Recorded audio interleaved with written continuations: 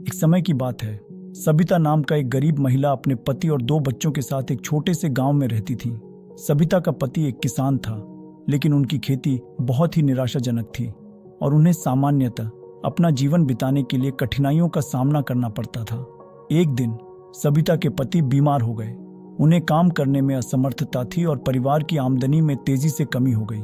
सबिता को अपने परिवार को सहारा देने के लिए हर वह चीज बेचनी पड़ी जो वह बेच सकती थी। उन्होंने अपने आभूषण, पशुधन और यहाँ तक कि अपना फर्नीचर भी बेच दिया। एक दिन सबिता जंगल में भटक रही थी, तब उसे एक बुद्धिमान बूढ़ी महिला मिली। उस बूढ़ी महिला ने पहचाना कि सबिता परेशान थी और उसने उससे पूछा कि क्या समस्या है। सबिता ने बूढ़ी महिला को अपने पति की बीमारी और अपने परिवार का समर्थन करने के लिए कैसे संघर्ष कर रही है इसके बारे में बताया। बूढ़ी महिला ने धैर्य से सुना और फिर उसने कहा, सबिता, मैं देख सकती हूँ कि तुम एक मजबूत और सुदृढ़ निश्चयी महिला हो। तुम इस परिस्थिति को पार कर सकोगी। हालांकि पहले तुम्हें अपने डर को त्यागना सीखना होगा। ऐसा कहते हुए सबिता को समझ नहीं आया कि बूढ़ी औरत का क्या अर्थ था, लेकिन उसने उसकी सलाह के लिए आभार व्यक्त किया और उसने अपना मार्ग जारी रखा। जब सबिता अपने घर पहुंची तो उसने बूढ़ी औरत के विचारों पर विचार किया।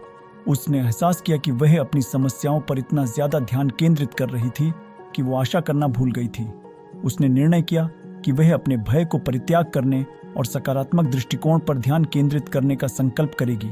सबिता ने एक सूची तैयार की उन सभी चीजों की जिनके लिए उसके पास कृतज्ञता थी। वह अपने स्वास्थ्य, परिवार और चारों ओर की सुंदरता के लिए कृतज्ञ थी। उसने योग और ध्यान का अभ्यास भी शुरू किया, जिससे उसे अपने मानसिक स्वास्थ्य को सुधारने में मदद मिली। इसने उसे अपने विचारों को स्पष्ट करने और वर्तमान क्षण में ध्यान केंद्रित करने में सहारा प्रदान किया। समय के साथ सबिता ने अपने दृष्टिकोण में परिवर्तन देखा। वह अब अधिक आशावादी और उत्साहित हो गई थी। उसने नए अवसरों को भी समझना शुरू किया। एक छोटे से हस्तशिल्प व्यापार की शुरुआत करने का निर्णय लिया और साथ ही साथ उसने स्थानीय समुदाय केंद्र में योग कक्षाएं भी संचालित करने का निर्णय किया। सबिता के पति का स्वास्थ्य सुधरा और परिवार अपने कठिनाइयों को पार करके पुनः स्थायी स्थिति में लौट आया। सबिता का उद्यम भी बढ़ता रहा और वह समुदाय में एक प्रतिष्ठित सदस्य बन गई। एक दिन सबिता ने जंगल में भटकते हुए बूढ़ी औरत को फिर से देखा। बूढ़ी औरत ने मुस्कुराते हुए कहा, मुझे ऐसा लगता है कि तुमने अब अपने भय को पार करना सीख लिया है। तुम एक मजबूत और वीर महिला हो। सबिता ने बूढ़ी औरत को उनके मार्गदर्शन के लिए कृतज्ञता व्यक्त की। उसे पता था कि वह आज बूढ़ी औरत के साथ के बिना इस स्थिति में नहीं हो सकती थी। दोस्तों, सबिता की कहानी से हमें यह सीखने को मिलता है कि हम सभी अपनी मुश्किलें पार करने की क्षमता रखते हैं।